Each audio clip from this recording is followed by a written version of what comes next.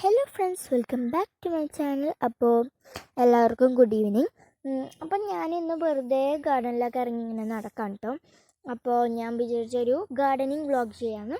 പക്ഷേ ഞാൻ ഗാർഡനിങ് ഒന്നും ചെയ്യുന്നില്ല, വെറുതെ ഫ്ലവേഴ്സൊക്കെ ഒന്ന് കാണിക്കുകയാണ്.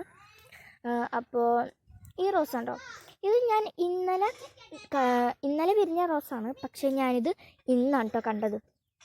അപ്പോൾ അതേപോലെയാണ് നമ്മൾ ഓരോരുത്തരും. പ്രകൃതി നമുക്ക് വേണ്ടി എന്തൊക്കെയാണല്ലോ ഒരുക്കി വെച്ചേക്കണേ. പക്ഷെ അത് നോക്കാനായിട്ട് നമുക്കെവിടെ സമയം?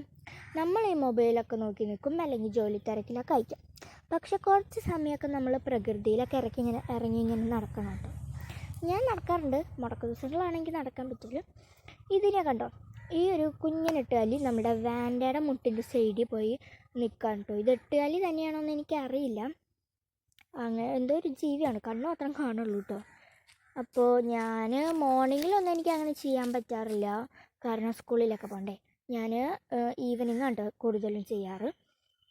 അപ്പോൾ ഇതാ നമ്മുടെ ബറാബയുടെ പഴുത്തിട്ടുണ്ട് ബറാബ. അപ്പോൾ ഞാനത് 2 പഴുത്തിട്ടുണ്ട്, അന്ന് കാണിച്ചിട്ടുണ്ടായിരുന്നില്ലേ ഞാൻ.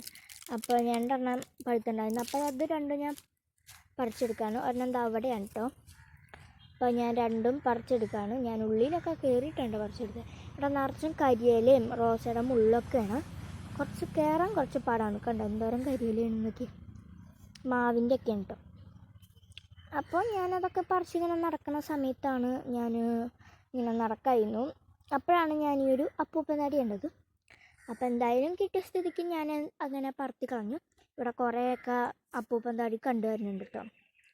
അപ്പോൾ നിങ്ങൾക്ക് ഇങ്ങനെ ഗാർഡനിലൊക്കെ ഇറങ്ങി നടക്കാൻ ഇഷ്ടമാണെങ്കിൽ കമൻറ്റ് ചെയ്യണം. പിന്നെ ഈ വീഡിയോ ഇഷ്ടപ്പെട്ട ലൈക്ക് ചെയ്യണം, സബ്സ്ക്രൈബ് ചെയ്യണം മറക്കരുത്.